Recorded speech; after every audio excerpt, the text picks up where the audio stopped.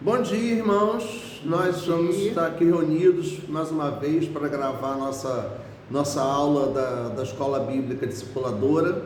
E aqui vamos estudar hoje a lição 8, a cura de toda dor. Estamos estudando o ministério de Jesus.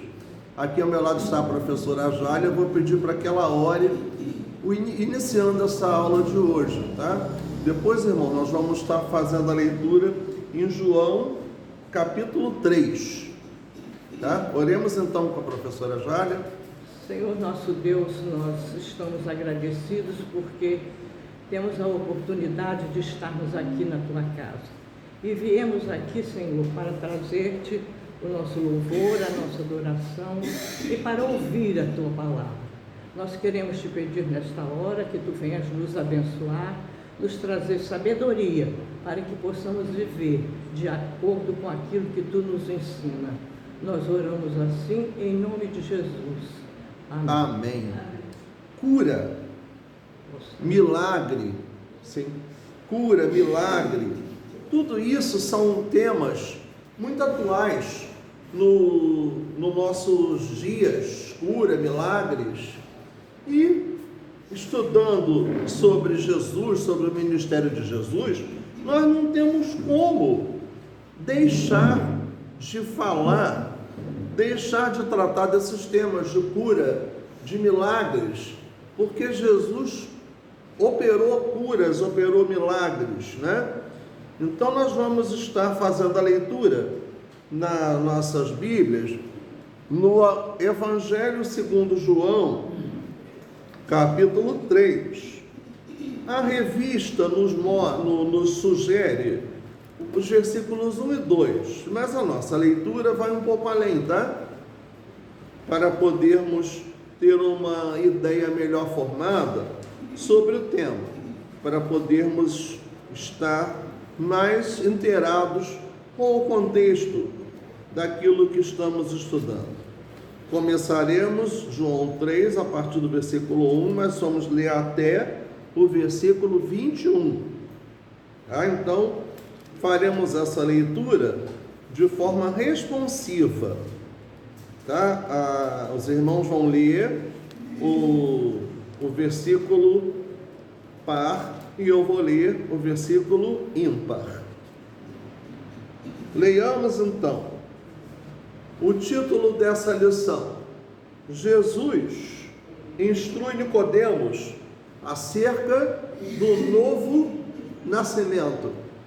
Nos diz a palavra do nosso Deus: e havia entre os fariseus um homem chamado Nicodemos, príncipe dos judeus. Versículo 2.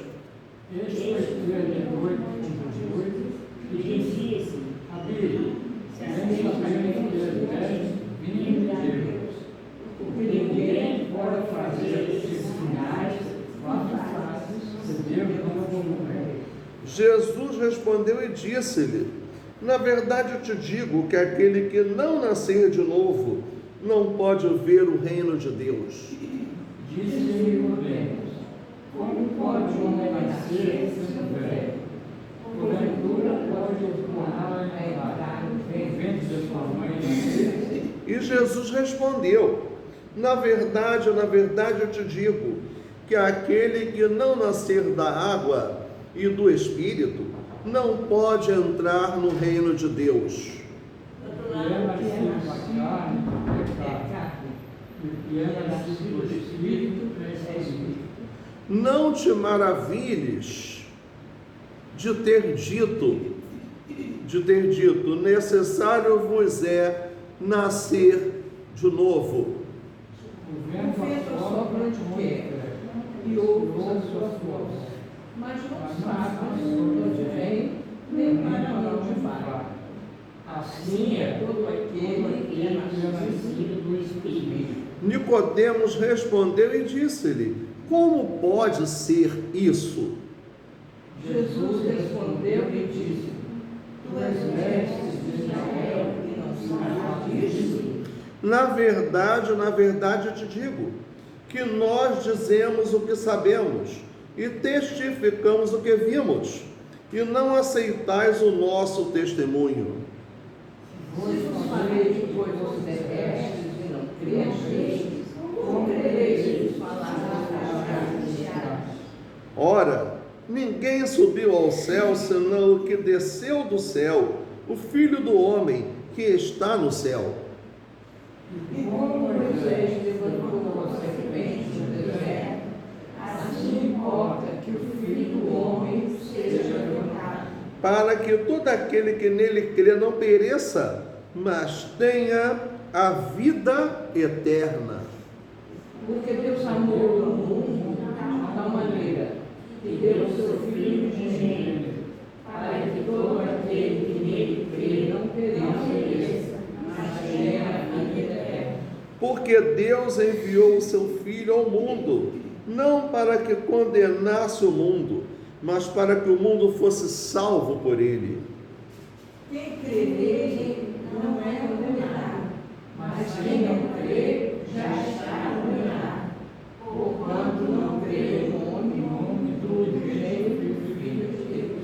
E a condenação é esta, que a luz veio ao mundo, e os homens amaram mais as trevas do que a luz, porque as suas obras eram más. Porque todo aquele que faz mal aborrece a luz e não vem para a luz, para que as suas obras não sejam reveladas. Mas quem pratica a verdade vem para a luz, a fim de que as suas obras sejam manifestas, porque são feitas em Deus. Vamos repetir juntos o versículo 16.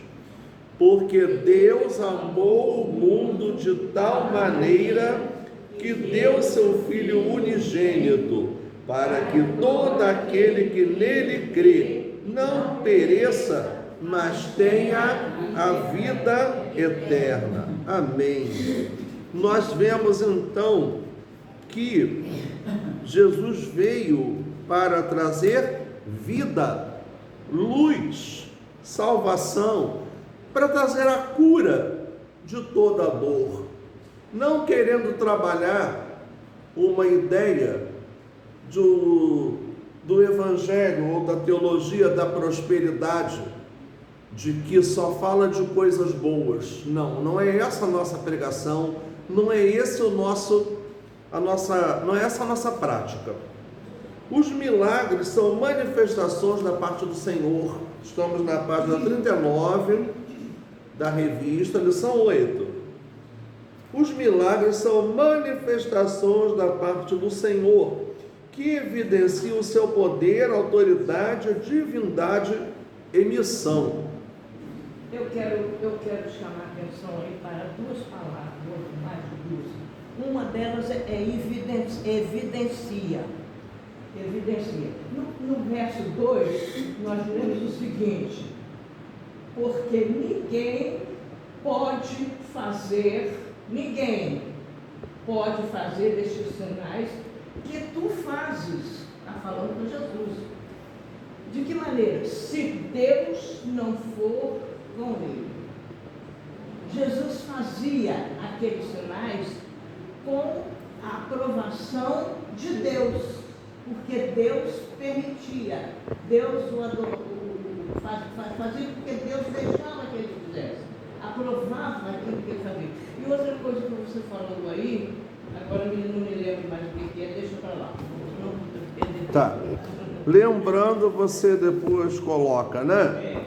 Porque aqui eu tentei direcionar aqui a câmera para você. Lembrou-se? Muito bem. O que eu quero dizer, depois que eu li a lição, é que Jesus fez esses milagres não para que eles fossem vistos e Jesus fosse assim, todo mundo elogiar Jesus. Não, Jesus fez esses milagres porque eles eram da vontade de Deus. Deus usou Jesus para fazer milagres, tá? Então aqui os milagres são uma demonstração do poder e da grandiosidade de Deus. E é claro que a gente vê que os milagres, eles não são coisas corriqueiras. Eles acontecem dentro do tempo e do querer de Deus. E outra coisa que você falou aí, que está aqui, poder e grandiosidade. Porque às vezes pode ter poder, mas é negócio pequenininho. Mas a grandiosidade dos milagres. Não era qualquer milagrinho, não. E aqui nós temos dois conceitos de renomados autores da língua portuguesa sobre milagre. O conceito do Aurélio Buarque de Holanda, que diz: fato sobrenatural oposto às leis da natureza. E do Michaelis, que nos diz quando que é fato ou acontecimento fora do comum, inexplicável pelas leis da natureza. Então, quando falamos inexplicável, milagre é algo sobrenatural. Milagre é um fato sobrenatural. O que é sobrenatural? É que não é de acordo com a natureza. Não é possível se fazer naturalmente. Né? Jesus fazia aquilo pelo poder e pela vontade de Deus. Um fato sobrenatural que é oposto às leis da natureza, além do natural, sobrenatural, além das leis da natureza. Mas por que Jesus podia fazer isso, além das da natureza? Afinal de contas, quem foi que criou a natureza? Exatamente. Deus? Além das leis da natureza. Então é algo divino. Então seria um milagre, é algo que seja divino. Porque vem de que? De uma divindade, vem de Deus, vem daquilo que está além da mão humana, do poder humano, né? Então a gente fala muito em milagre no repertório evangélico. A gente já viu aí vários cânticos, várias músicas falando, né? Temos lá: um milagre, Senhor, um milagre eu sou, um milagre, Senhor, tens feito em mim. A canção do Grupo Prisma, gravada pelo Grupo Prisma. Temos: faz um milagre em mim, entra na minha casa, entra na minha vida, mexe com minha estrutura, sara todas as feridas, me ensina a ter santidade, quero amar somente a Ti, porque o Senhor é o meu bem maior. Faz um milagre em mim. Nasce tão famoso esse: faz um milagre em mim. Porque às vezes a gente quer fazer, a gente faz milagre. Faz, mas é um milagrinho. Hoje o meu milagre vai chegar. Eu vou crer, não vou duvidar. O preço já foi pago lá na cruz. Me dá vitória nesta hora. Então a gente está sempre precisando de quê? De um milagre. Um milagre precisa fazer parte da nossa vida, porque é uma demonstração clara e evidente do poder de Deus. A palavra milagre é muito significativa e é ligada à pessoa de nosso Senhor e Salvador Jesus Cristo, que aí nos fala que na encarnação do Verbo, em João 1,14, enquanto o inimigo articulava os seus ardis e os homens voltavam-se para si mesmos, empreendendo ações egoístas, Jesus operava maravilhas divinas, sinais extraordinários e miraculosos, mostrando grande diferença em relação aos seus adversários. Os feitos de Jesus evidenciavam o projeto da eternidade e mostravam o seu grande sacrificial amor para o resgate da humanidade. Porque às vezes, sabe, às vezes a gente faz um milagre que dura algum tempo. Puxa, depois acabou a ação daquele milagre na nossa vida. Mas os milagres de Jesus não. Os milagres de Jesus são para sempre. Eternidade. Né? Aí lá na página 40 já nos diz: muitos foram os milagres por Cristo operados, conforme registrado nos evangelhos, revelando eficácia, plena suficiência, superioridade e domínio de Jesus sobre todas as coisas. Como, por exemplo, todas as coisas. Todas as coisas, quer dizer, tudo, todo o universo. Há um domínio de Jesus sobre todo o universo, porque Jesus é Deus. E se foi Deus quem criou o universo, que criou a natureza, nós não podemos deixar de que Ele tenha um poder sobre essa natureza por Ele criada. Nós não podemos deixar de considerar esse fato. Então aí vamos ver quem são essas coisas: a morte e o inferno, o diabo e os seus agentes, as enfermidades e, por remate, a própria natureza. Quanto à expressão muitos milagres esteja aqui mencionada, devo ressaltar que o Senhor Jesus realizou muito mais do que isso.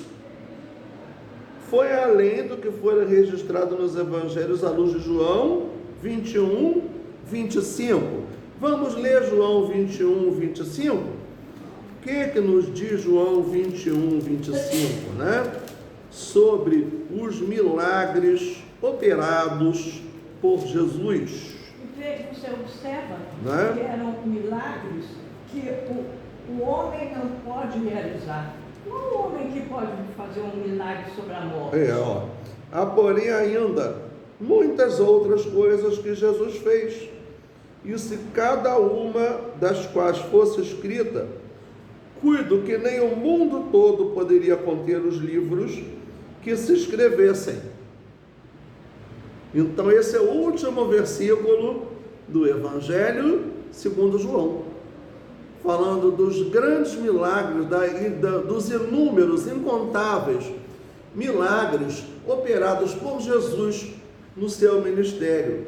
Tem um cântico antigo que dizia assim: a Lázaro restituiu a vida, diante da morte demonstrou seu poder, a Bartimeu lhe restaurou a vista, e num instante Bartimeu passou a ver.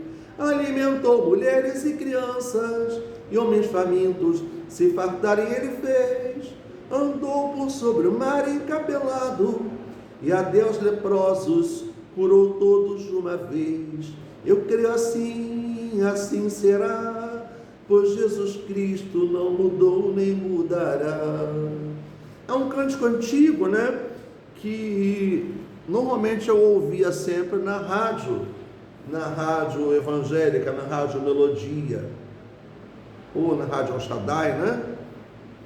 Enquanto elas estavam com uma temática realmente evangélica, né? Não se levaram tanto por outros interesses que hoje se fazem presente na sua programação. Então, lembrando isso, cura. O propósito dos milagres de Jesus. A primeira parte dessa lição, o que nos diz? Jesus desafiou a força da natureza, demonstrou que tem domínio diante das enfermidades. O meu Deus é o Deus do impossível, né? Lembrando, isso também são versos de um cântico. É o Deus do impossível. Faz a estéril mãe de filhos, restaura a alma do perigo e dilata o amor no coração. Que dá vista aos cegos e os surdos faz ouvir, fez a tempestade se acalmar, andou por sobre o mar, paralíticos e coxos fez andar. Isso são versos que retratam passagens bíblicas, que retratam alguns dos milagres operados por Jesus. Então, domínio sobre as enfermidades, domínio sobre a natureza, o mar lhe obedeceu. Quem pode dominar sobre o mar que não seja Deus? Seria simples responder essa pergunta nos olhos bíblicos. Fora da visão bíblica, claro que vai ter gente que vai dizer que são forças da natureza que não vão atribuir a Deus esse poder. Às vezes a gente deseja que chova, né? E a gente fica achando que vai chover. Mas só vai chover se Deus quiser. E às vezes não chove. Poxa vida, eu precisava tanto daquela chuva, eu pensei que fosse chover. Eu quis, mas não era da vontade de Deus. Às vezes é da natureza. Às vezes, nós oramos para Deus fazer a vontade dele, mas lá no fundo nós queremos que Deus faça a nossa. Se não faça a tua vontade, tal situação, tal. Mas lá no fundo nós queremos que Deus faça a nossa vontade. Nós sabemos que a vontade dele é boa, perfeita, é agradável, soberano. E ele vai fazer o melhor para nós. Então, nós temos que, Senhor, faça a tua vontade e deixar que ele faça. Se é que ele realiza a vontade dele. Sabendo que a vontade dele é. Sim. Então é o nosso caso de pedir, de que seja feita a sua vontade e também pedir para que ele nos dê perseverança para aceitar a sua vontade, para saber esperar no Senhor, lembrar de que Ele é Deus e nós somos servos. Ele é o Senhor, né? Se Ele é o Senhor, as coisas se darão de acordo com a vontade dEle e não a nossa. Então nós precisamos sempre pedir que Deus nos dê sabedoria para que nos instrua. Quer falar, Delma? Teve uma experiência que marcou muito minha vida. A minha irmã, a Selma, que é da Igreja Batista, é uma resposta de oração. Eu devia ter meus 13 anos e na escola eu via os colegas falar: eu passei com a minha irmã, eu fui em tal lugar, eu fui numa festa com a minha irmã. E eu tenho um irmão que ele não tinha um ano quando eu nasci, ele tinha 11 meses. Em outubro a gente fica com a mesma idade. E dia 6 de novembro ele desempata. Então é como se fosse gêmeos. E a minha irmã, eu orei 4 anos. Vocês lembram da fogueira santa que tinha aqui na nossa igreja? Sim. Eu passei 4 anos com o mesmo texto. A minha carta era a mesma, sempre a mesma. 4 anos. Aí, depois que eu coloquei a quarta cartinha no 4º ano, minha mãe engravidou. E desde o início vai ser minha irmã, o Senhor mandou minha irmã, o Papai do Céu mandou minha irmã, Jesus me deu uma irmã, e foi minha irmã. E eu sou apaixonada pelos meus irmãos. Amo os dois de paixão. A minha irmã praticamente eu criei. No ano que ela nasceu em janeiro, eu estava com 15. Em setembro eu fiz 16, em novembro meu irmão fez 17. Então, como se fosse filha. E eu tenho verdadeira paixão pelos meus irmãos. Eu louvo a Deus pelos irmãos que ele me deu. Então, foi o tempo. Você perseverou. Em relação ao tempo, né? E a resposta do Senhor, a gente tem que ter paciência para você perseverou e Deus respondeu a oração. E é claro, se nós não perseverarmos, a gente vai deixar de crer. A perseverança é uma forma também de nós sabermos crer que Deus vai operar, que Deus faz os milagres. Aí nos diz o seguinte, Jesus desafiou a força da natureza, demonstrou que tem domínio diante das enfermidades, sobre as potestades das trevas, sobre a morte e o pecado e também sobre o inferno. Tudo isso para testificar o poder que, como Deus, possuía. O texto sagrado afirma: e chegando-se, Jesus falou-lhes, dizendo: é-me dado todo o poder no céu e na terra. Mateus 28, 18. Então, essa passagem é muito conhecida nossa, falando que da grande comissão. É-me dado todo o poder nos céus e na terra. Ide por todo o mundo, fazei discípulos em meu nome, ensinando-vos a guardar todas as coisas que eu vos tenho dito. E estarei convosco todos os dias, até a consumação dos séculos, né? A grande comissão, a ordem que Jesus deu está aí em Mateus 28. Jesus, enquanto Deus, demonstrou o seu poder para que crescem nele e fossem salvos. Olha aí, aqui está o que Jesus queria, o que ele desejava, não é? Que crescem nele, para que fossem salvos. Porque só crendo nele é que as pessoas poderiam ser salvas. Fé é crer. O apóstolo João registrou diversos sinais que seu mestre realizou, para com isso provar que Jesus é Deus, de acordo com o que está escrito em João 20, 31.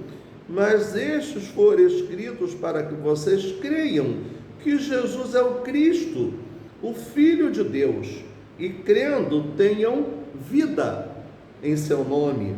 Vida, e a vida a que João se refere, não é só a vida material, mas é também uma vida eterna, é a vida espiritual, é a salvação das nossas almas por intermédio de Jesus Cristo. Outro verbo importante que tem aqui, que é bom frisar, porque ele fala crendo. Crendo, não existe nada, não podemos alcançar nada se nós não crermos. Crendo. Crer é da mesma família de fé. Quem tem fé, crê. Quem crê, tem fé. Então é aquele lance. É preciso Milagre. que creia. Porque tem muita gente que sabe que Jesus existiu, que Jesus fez isso, que Jesus... Crer. Que crê. Tem fé nisso. Orar, crer, orar, são atributos que nós, seres humanos, precisamos ter para que Deus opere milagre, que opere a cura. E o maior milagre que Deus pode fazer é a transformação do nosso ser. E nós nos tornarmos nova criatura, lavados pelo sangue de Jesus, remidos, pecadores remidos pelo sangue de Jesus. Esse é o maior milagre que Deus pode operar na nossa vida, porque a partir desse milagre, sim, nós poderemos testemunhar da graça, do poder de Deus na nossa vida. E hoje, mais do que nunca, o que nós precisamos a cada dia demonstrar quem nós somos, se somos servos de Deus ou não, porque há muita coisa errada, há muito mau testemunho por aí. O pessoal fala crente de Araque, crente do inferno. Então, se o mundo fala isso, a gente pode tirar a razão de quem fala isso? Não, porque essas pessoas estão dando muito maus testemunhos. Estão denegrindo a a imagem, o nome de Jesus. Estão levando descrédito à nossa pregação, a quem leva a sério, a quem tem compromisso com Deus. Se as pessoas não tiverem um bom filtro para saber quem é quem, nivela tudo, acha que nós todos somos farinha do mesmo saco, e não é verdade, né? Além de mostrar seu poder para que crescem, ele tinha sido enviado por Deus. Jesus veio para fazer a vontade do Pai, Deus, Criador, porque eu desci do céu não para fazer a minha vontade, mas a vontade daquele que me enviou.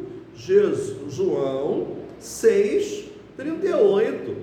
Em momento algum, Jesus queria chamar a atenção para si, ou somente atrair uma multidão com seus feitos milagrosos, com o fim de obter fama e dinheiro. Olha aqui, nós sabemos que naquela época, muitas pessoas fizeram isso. Exatamente. Já existia. Para obter fama E dinheiro. Os falsos profetas já estavam presentes naquela época.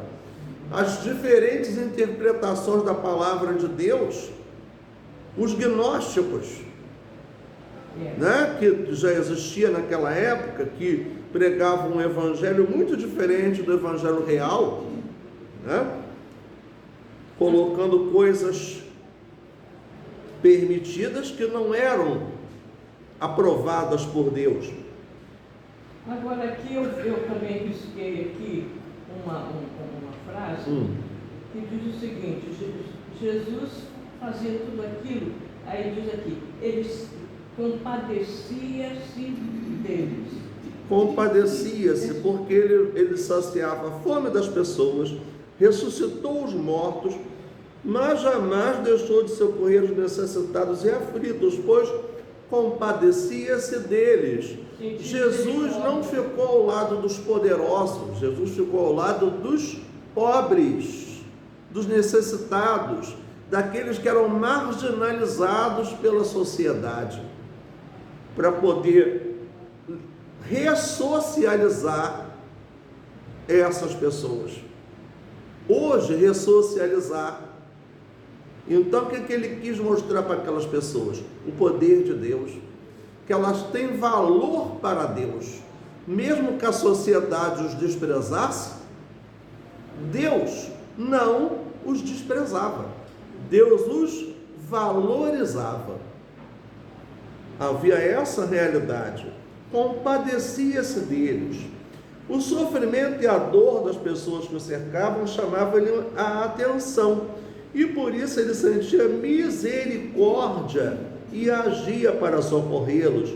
E Jesus, saindo, viu uma grande multidão e, possuído de íntima compaixão para com ela, curou os seus enfermos. Vamos lembrar. Ele teve compaixão. Então aqui, ó, misericórdia. Das pessoas. Às vezes a gente pensa que tem, mas não é. Misericórdia, compaixão. Isso aqui foram atributos de Jesus. Misericórdia, quem tem por nós é Deus, né? Agora, compaixão, nós temos que exercer a compaixão. A misericórdia vem de Deus. Deus tem a misericórdia de nós. A palavra misericórdia, córdia aí no latim é coração. É coração. Coração. Então é agir com o coração. Agir com o coração. Com o coração. Fazer as boas obras, né? Não para sermos salvos, mas porque somos salvos. É porque. Não é? Não para, mas porque somos. Ou seja, é uma consequência. da nossa salvação são as boas obras. Não é causa, é consequência. No número 2, a existência de um Deus livre e pessoal decide a questão da possibilidade dos milagres. O tempo do milagre já passou? Não. Pergunto aos irmãos. Não.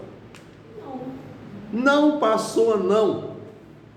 Jesus foi, é e será sempre Deus. E quem opera milagres é Deus. Quem opera milagres é Deus. O tempo dos milagres não passou. Então a gente não pode achar que os milagres estejam ultrapassados, que eles não aconteçam mais.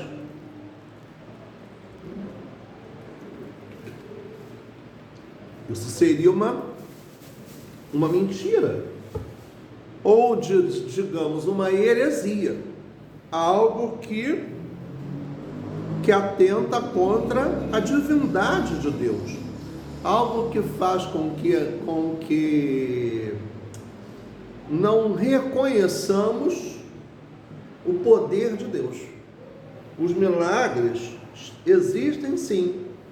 Agora, os milagres acontecem quando a gente quer que eles aconteçam? De jeito nenhum. Os milagres acontecem de acordo com a vontade de Deus, no seu tempo, no seu momento e para a glória de Deus. Olha, eu já tive essa experiência. Vamos deixar claro isso, né? Eu já tive essa experiência de querer, de pedir, de suplicar a Deus certas coisas que não aconteceram. Não aconteceram naquela época em que eu quis. Mas depois de algum tempo, meu Deus, eu tanto quis isso e aconteceu. E chegou quando menos esperava. Quando menos esperava. Exatamente. Não era o meu tempo, era O tempo de Deus. Então nós temos que sempre estar pedindo que o Espírito de Deus nos dê sabedoria para poder saber esperar no Senhor. E depois, quando aquilo acontece, reconhecer que aconteceu pela vontade de Deus, e que aquilo se tornou que uma resposta às nossas orações. Pois não, precisa estar lá por causa da ceia, né? Tudo bem, Mandiná, está tranquilo. Se Deus é criador do mundo, ninguém pode negar o direito e o poder de intervir nele. Aquele que crê em Deus como soberano de vontade livre e pessoal, não pode negar-lhe a possibilidade dos milagres. Uma vez admitindo-se que Deus é um ser pessoal, onipotente e livre para agir, crer que ele possa intervir no mundo é uma conclusão já envolvida na crença em ser livre, pessoal e onipotente. Então, se a gente crê que Deus é o Criador do universo, que Deus é onipotente, onipresente, onisciente, e não vamos crer que Ele opera milagres, aí é uma incoerência. Chegar a uma conclusão dessa, admitindo-se todos esses atributos a Deus. Afirmar, como fazem os filósofos e teólogos racionalistas, de que Deus tem de se limitar a manifestar-se de acordo com as leis da natureza, contradiz esta liberdade. Só um instantinho. É o oposto do que seria realmente de esperar. É ilógico, antiteológico e antibíblico admitir o milagre da criação e negar a possibilidade dos milagres subsequentes, o que vem depois. O que Deus fez uma vez pode ser capaz de fazer sempre, se Ele assim o quiser, no âmbito da sua soberania. Jaira pode falar Peraí, eu então? esqueci o que eu ia falar. Peraí. Não é sobre os milagres? É. Sobre essas... Afirmar como faz o nosso que Deus. Ah, sim, achei. Os racionalistas. Não, é uma outra palavra aqui. Eu analiso muito o sentido das palavras. Talvez porque eu tenha sido professora no primário, né? Não sei. Olha isso aqui. Deus tem de se limitar. Preste atenção nisso. É uma coisa absurda. Deus tem que se limitar, afinal de contas, Ele é tudo. Sim.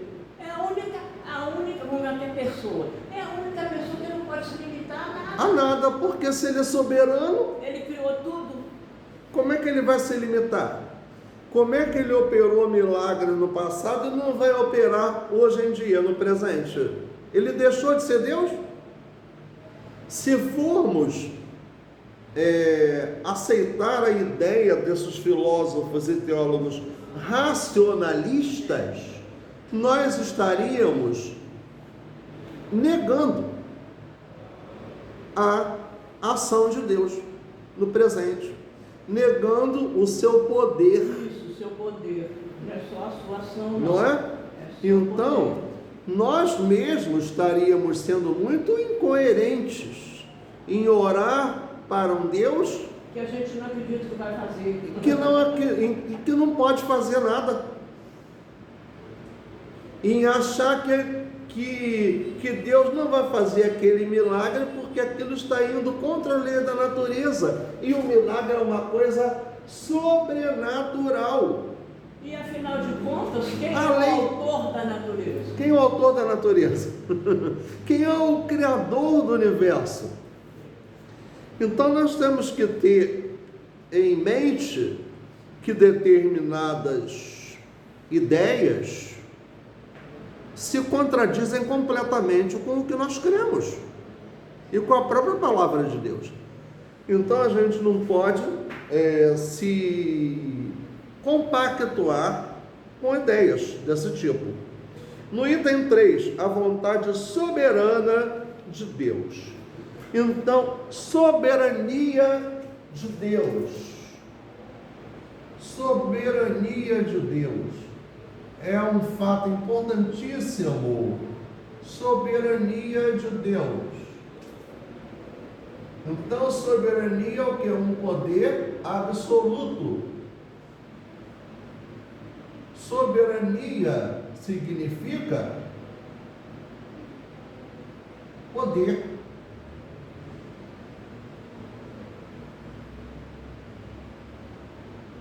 Soberania significa poder. Deus pode todas as coisas. Nosso Deus é soberano, Ele reina desde a fundação do mundo. Lembra-se num cântico antigo, né? Nosso Deus é soberano. Ele é soberano por quê? Porque Ele pode todas as coisas. Tá? Se os milagres são possíveis a um Deus imutável, inalterável em seu poder, então eles são prováveis de ocorrer ainda em nossos dias, se estiverem de acordo com a vontade soberana de Deus. Olha aí, o C. Se é o que? É uma preposição, uma conjunção, né? Condicional. Condicional. Então traz o que? Uma condição. Se, né? Se. A condicional está explícita, está implícita aí nessa expressão. Se estiverem de acordo com a vontade soberana de Deus. A esperança presumida e presumida de que Deus vai agir e intervir reveste-se do fato de um caráter irresistível. Num dos versículos que Deus lemos de João 3, Deus amou o mundo de tal maneira que deu seu Filho unigênito. Eis o maior de todos os milagres. Uma vez admitido o milagre do amor, como atributo comunicável do Deus pessoal, o milagre da redenção do pecador se nos imporá como consequência lógica desse iniludível fato. Iniludível, que não é ilusão, é realidade pura, presente, concreta, né? Admitindo-se a realidade de um Deus soberano, eterno e pessoal, por um lado, e de um mundo morto em seus delitos e pecados, a possibilidade do milagre da redenção daqueles que creem em Cristo torna-se um profundo a priori teológico e uma verdade absoluta. Então, nós não podemos achar que se o nosso Deus é soberano, que Ele não opera milagres, que Ele não vai fazer a sua obra em um mundo que está perdido no pecado, em um mundo que está doente, um mundo que precisa da misericórdia de Deus, um mundo que precisa de uma atuação do poder de Deus. Como que Deus não vai operar? Não vai atuar, né? Então aí, milagre do amor está aí presente. O filósofo holandês do século XVII, Benedictus Spinoza, negou a possibilidade dos milagres, porque não cria na existência de um Deus pessoal. Você ouve falar, alguém ouve falar nele? Não, a gente não ouve falar nele. Eu nunca tinha ouvido falar nele, né? O filósofo inglês David Hume negou a probabilidade dos milagres porque negou a liberdade de Deus e o aprisionou no mundo que ele tinha criado com suas leis invioláveis e inalteráveis. Outro que nega a existência dos milagres. Um milagre para os filósofos racionalistas seria um ato de violação de Deus, de seu espaço hermético e de suas próprias leis naturais. Segundo eles, Deus está preso. Deus não contraria as leis da natureza. Deus não tem poder. Isso é uma heresia, uma grandíssima heresia. Se o miraculoso não faz parte nem mesmo dos desígnios e propósitos eternos de Deus e de seus atos na história, então não se deve orar junto ao leito de um enfermo moribundo. Não se deve clamar a Deus por auxílio em face da morte ameaçadora, visto que nem que seja de sua vontade soberana, ele interviria no curso da vida de seu povo. Quem pensa desta forma não vai poder orar para que cure um enfermo, para que tenha misericórdia de alguém que esteja moribundo, que esteja à beira da morte, né? Então, seria uma incoerência pensar desta forma e orar. Seria o fato de não crer no poder de Deus, né? Ao mesmo tempo diz que não crê no poder de Deus, mas em outro momento está clamando pelo poder dele. Isso não tem lógica. Há sem dúvida uma uniformidade na natureza.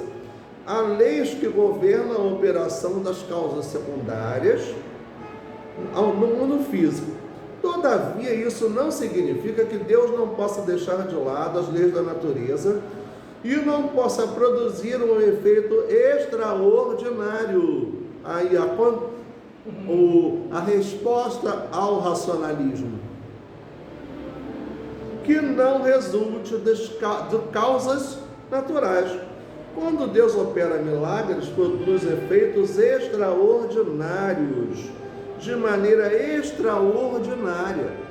Houve teólogos reformados mais antigos, dos séculos XVI a XVIII, os quais não hesitavam em falar dos milagres como completamente improváveis de acontecer, visto que isso seria uma ruptura ou violação divina das leis da natureza.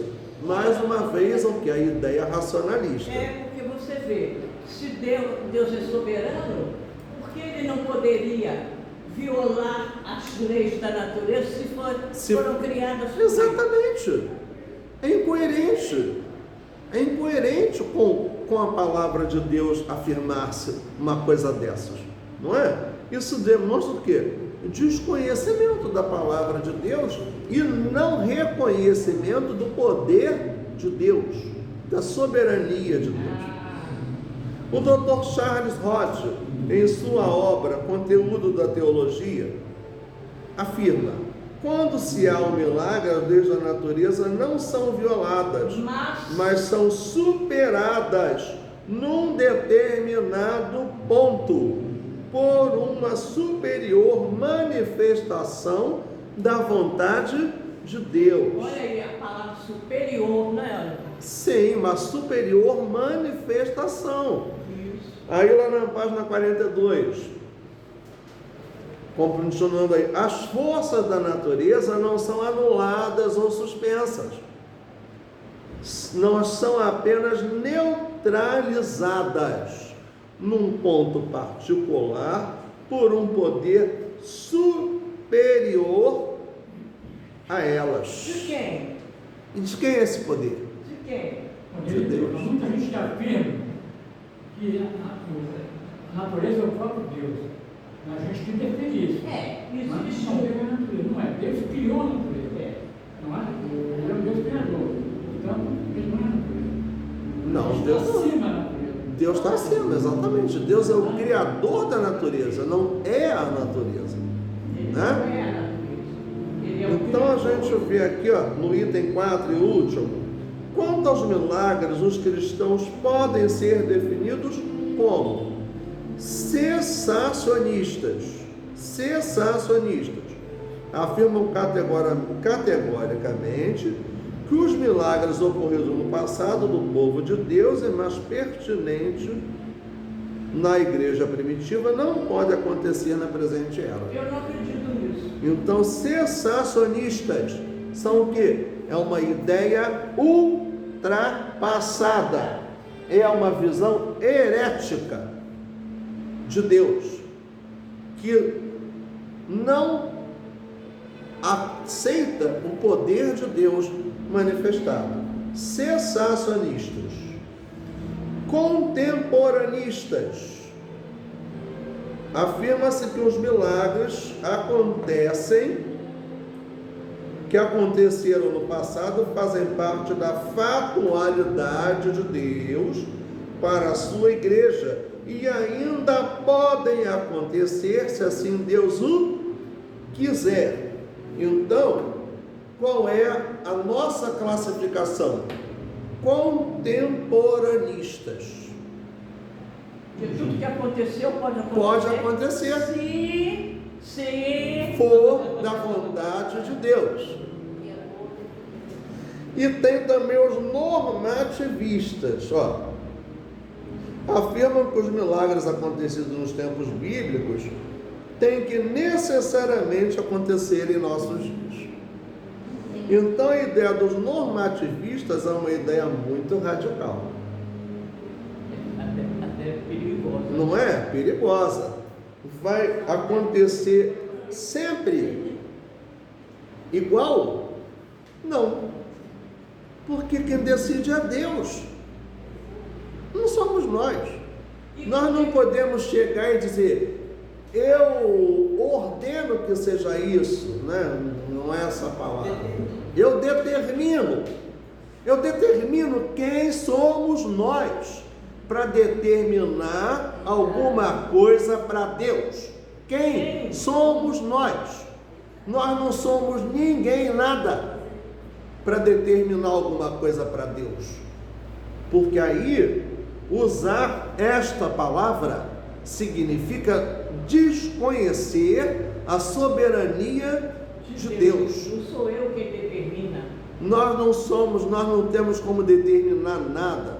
Nós temos como clamar ao Senhor. E se for da sua vontade, Ele fará.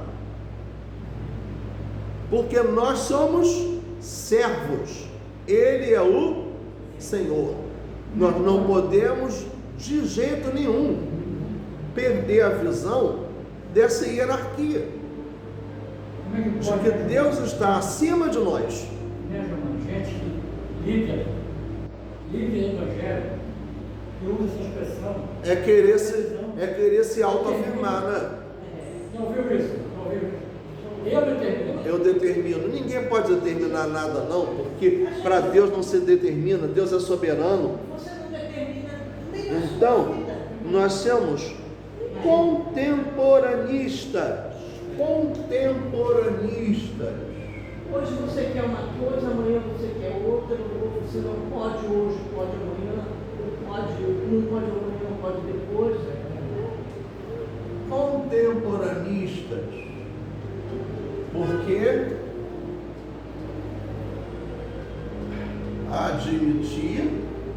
admitimos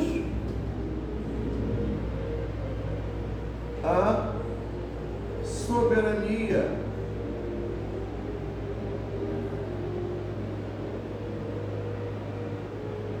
E o poder de Deus.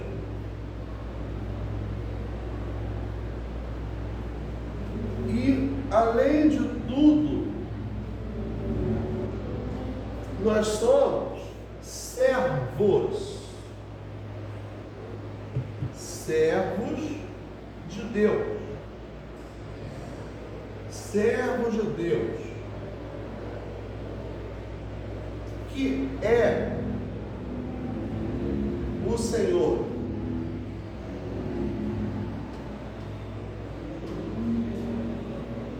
Como é que um servo vai determinar alguma coisa do seu Senhor? É real, né? É irreal um servo determinar alguma coisa para o seu Senhor. Então, nesse ponto, a racionalidade faz parte da nossa fé, sim.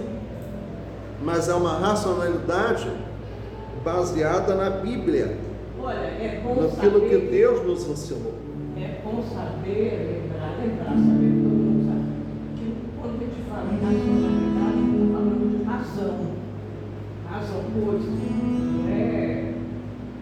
Não é outro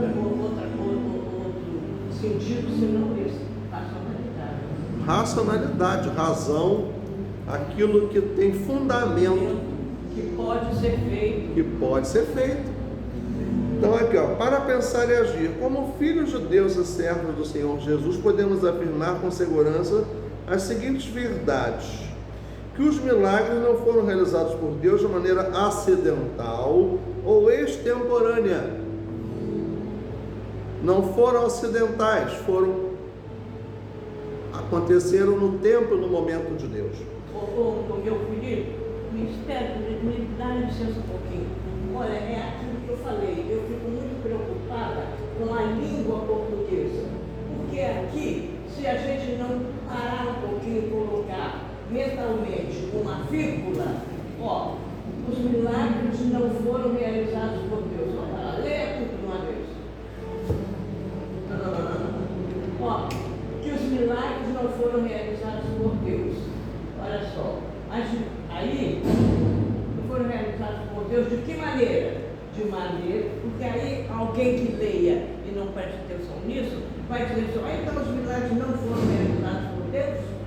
Sim, mas de maneira, não foram realizados de maneira acidental. Ou extemporânea. E aí está deixando bem esclarecido, né? Isso. É muito bom prestar atenção na pontuação, na vírgula, etc. Segundo aí, que nunca foram realizados por Cristo como exibição de poder ou destinados a provocar admiração. Jesus não buscou holofotes para si. Jesus não quis se tornar um superstar, uma estrela, um ídolo. Através dele misturar a coisa. Exatamente, porque Jesus... Nem todos foram curados. nem todos foram curados, né? 3.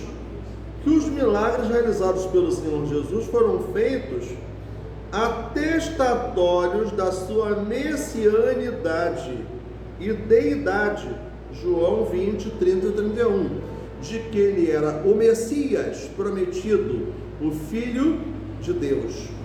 Deidade, porque era o Messias e era Deus. É o Messias e é Deus. Que os milagres acontecidos na história tinham como finalidade precípua a manifestação da glória de Deus. Então, milagres levam que a glória de Deus. Qualquer milagre é a glória de Deus que está sendo manifestada, que está sendo atribuída. A glória de Deus não é a nossa, não. Nós somos servos, nós somos instrumentos, a glória é de Deus. Naturalmente, cremos que o nosso Deus pode usar todos os recursos que Ele quiser para curar alguém ou mesmo resolver qualquer tipo de problemas. Aí nesses 2 últimos parágrafos é importante aqui. Entretanto, como cristãos bíblicos e neotestamentários, também cremos que o Senhor pode agir miraculosamente na vida dos seus servos, curando-os e trazendo-lhes solução, se esta for a sua vontade santa, soberana para aquela vida. Deus se fez homem em Cristo Jesus, proporcionando-nos o maior de todos os milagres, a salvação das nossas almas, por meio da fé em Cristo Jesus. A existência de um Deus livre e pessoal decide a questão da possibilidade dos milagres. Isaías 43, 11, Romanos 11, de 33 a 36. Ao esvaziar-se da glória, a prioridade de Jesus não foi realizar milagres, mas tornar-se servo obediente, entregando-se por nós. Filipenses 2, 7 e 8. Sua missão na dinâmica do tempo foi salvar o pecador, não apenas das enfermidades, quanto ao físico, mas a alma da eterna condenação. Logo, não há dúvida, o maior milagre operado por Cristo é a salvação pelos méritos do Calvário e do túmulo vazio. Milagre, Deus faz milagre, não é? Então a gente pode dizer: hoje o meu milagre vai chegar, eu vou crer, não vou duvidar, o preço já foi pago lá na cruz, me dá vitória nessa hora, recebe a cura, recebe a unção de ousadia, unção de conquista, unção de multiplicação. Nós podemos cantar, podemos recitar isso porque nós cremos num Deus que pode todas as coisas, no Deus que é o Senhor do universo.